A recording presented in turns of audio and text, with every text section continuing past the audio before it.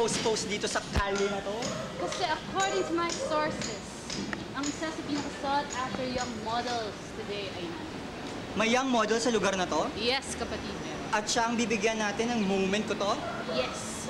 Oo nga. Sabi nga ng mga hunters, dito lang daw nakatira yung young model na yon.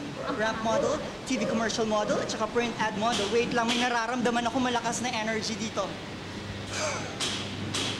Ano ba Nararamdaman ko yung pagiging young achiever niya talaga dito sa bahay na to. Sino ba siya, friend? Si Mr. Alizon Andres, 21 years old.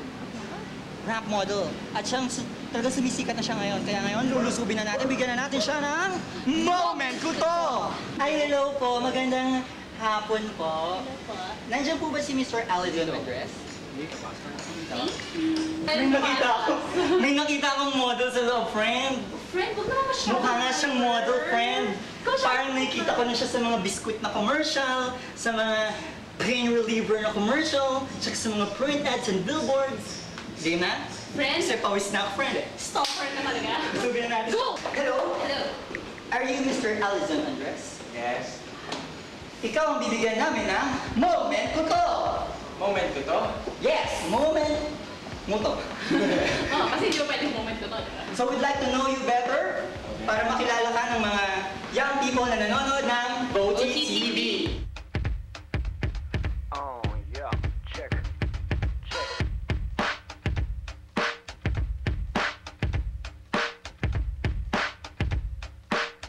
This is on the right song,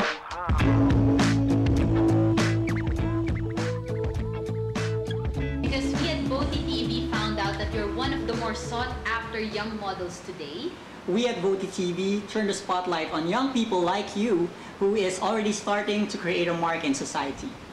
So Alison, marami nang nakakakilala sa mukha mo sa mga commercials, pero saan ka talaga unang nag-appear on TV?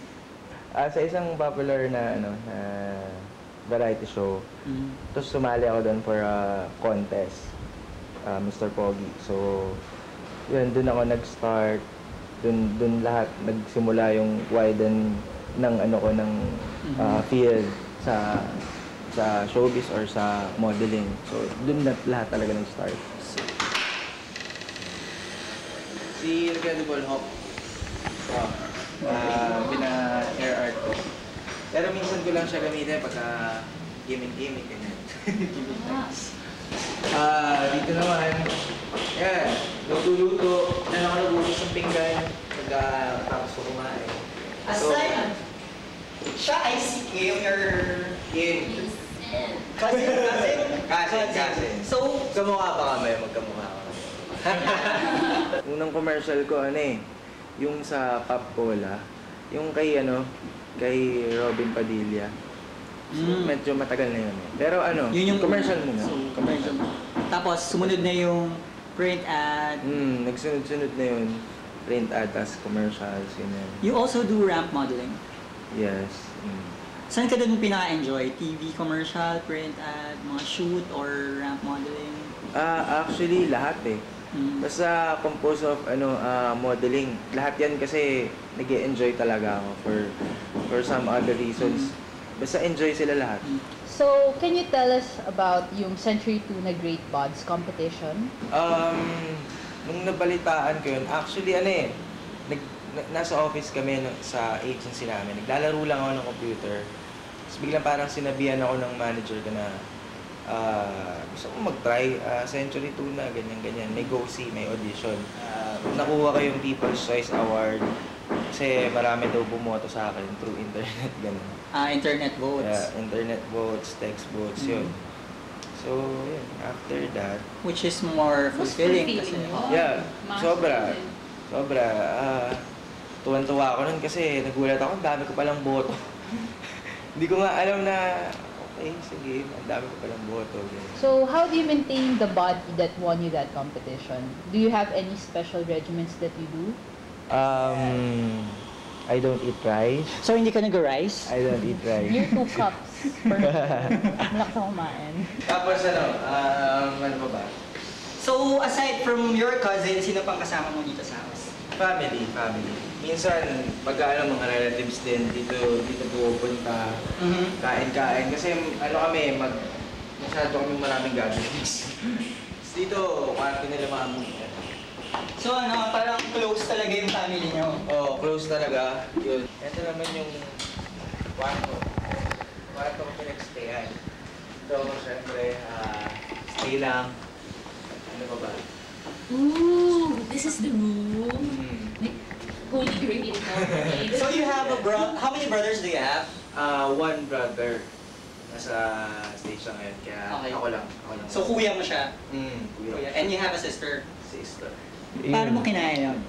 Kinaya, ano eh, kasi madali nga akong tumaba. Ah. So, carbohydrates yun.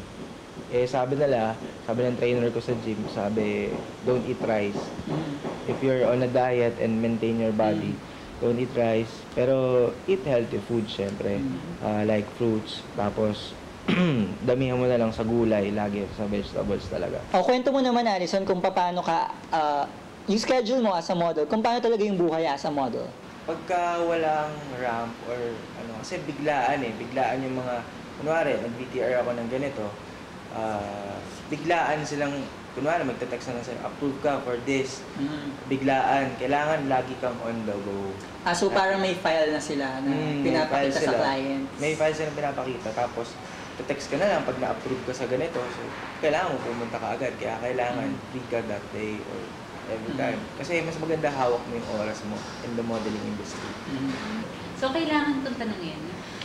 Are you one of those yung ugly duckling stories na nung bata, parang Napagdaanan mo ba yun yung ayaw mo na tignan yung old pictures? Sobra. susunugin mo na yung yearbook? Sabi nga ng ano ko sa Friendster, may nakakita sa akin, high school batch ko. Sabi, galing ha, drastic changes. Parang, grabe, di ba? Parang drastic changes. Parang basta, ugly na din. So yung sabihin dati walang inkling na I'm gonna be a model, ganun. Wala talaga. Basketball talaga nasa isip ko yun. Varsity ako ever since elementary hanggang first year college ng basketball. Nagkaroon ng mga injury, ganyan. Tapos, medyo nawala sa pagiging mag-basketball player. So, nahirapan din ako. So yun, biglaan pa yung pagpasok sa modeling. Kaya, modeling na lang siguro, ganun. Pagka, syempre, sad and lonely, kailangan mo mang moment ko to. Ito, tambay-tambay lang. So anong project mo pag nagmumuni-muni ka sa terrace nyo? Kailangan muni-muni. Nakaharap ka sa gate ng village nyo para nakikita mo kung sino yung mga pumapasok. Baka may, Di ba parang familiar ka na nga on TV, marami nang nakakakilala sa'yo. Ano yung unang reaction mo? Meron na ba lumapit sa'yo na parang in public? Actually, yung pinaka-first ko talagang may nakakilala sa akin. Sobrang nagulat ako kasi hindi naman talaga ako ganun simpleng tao lang ako dati. Tapos biglang lumapit. Nagulat ako. Oo nga pala. Napapanood pala ako minsan. Pero happy. So masarap yung feeling. Sobrang masarap yung feeling ng may nakakakilalang tao sa'yo na, uy, kilala mo pala ako, parang gano'n. So, do you have any future plans? Is there life after modeling for you? Given the chance, siguro I'll try na makapasok sa showbiz industry. Ayun, Yun. Showbiz. Natural progression yan Oo. Modeling, showbiz. Modeling to showbiz. Kasi yung mga iba kong friends na nagmo-model before, artista na sila ngayon. So, sabi ko, sige, sana makasunod ako. Nag-research ako, no?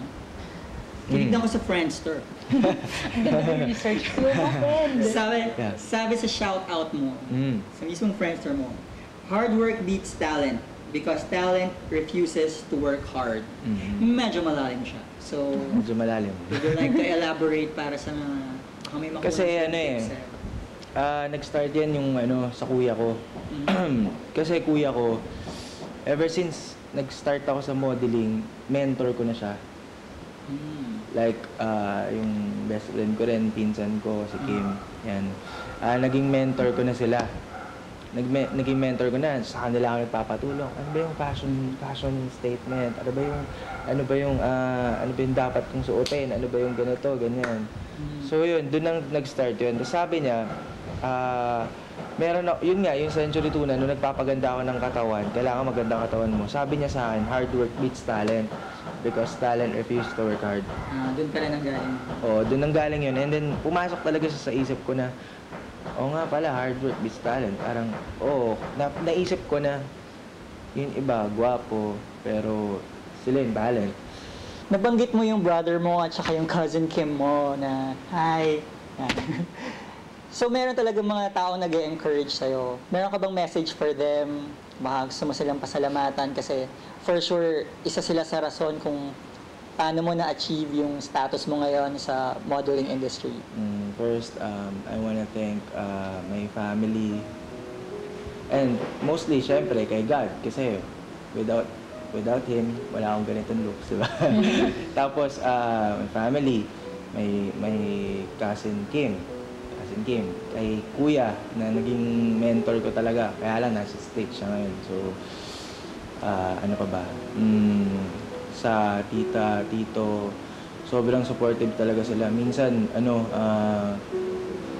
kahit na 2 o'clock ng madaling araw, tapos may duty yung mami ko, 2 o'clock, ihatid niya talaga ako sa mismong set namin sa commercial. So, yun, sobrang thank you talaga sa kanila, sa mga sumusuporta, tapos sa mga nakaka-appreciate sa akin, sobrang thank you.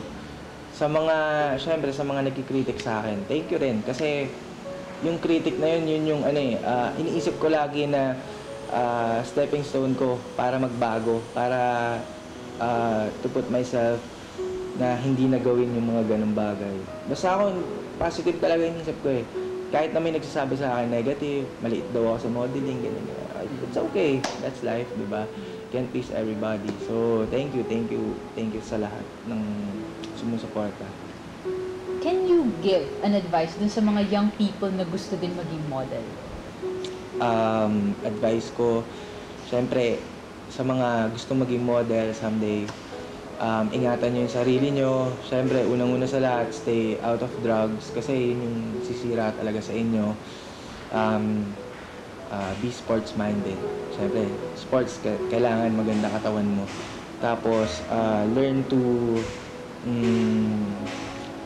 love yourself, I guess. Ingatan mo yung face mo kasi yun yung puhunan mo eh.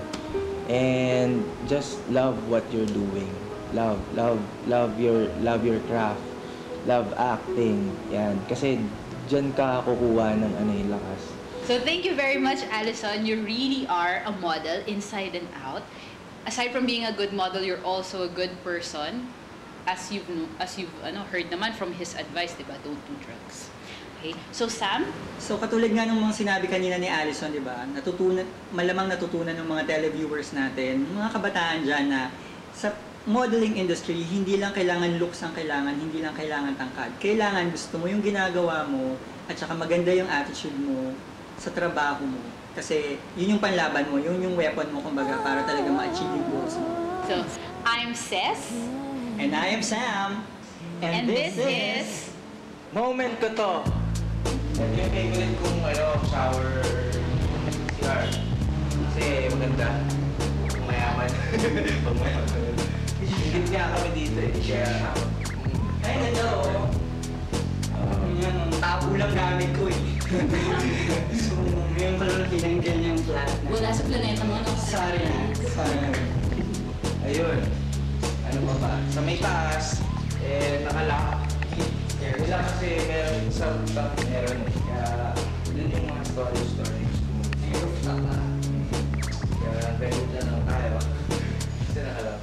So, napasyalan na natin ang bahay ng ating young model na si Allison. At nagkaroon rin tayo ng background, mas nakilala natin siya ng lubusan, di ba? Yes. So, magbabalik po kami dito sa OTTV!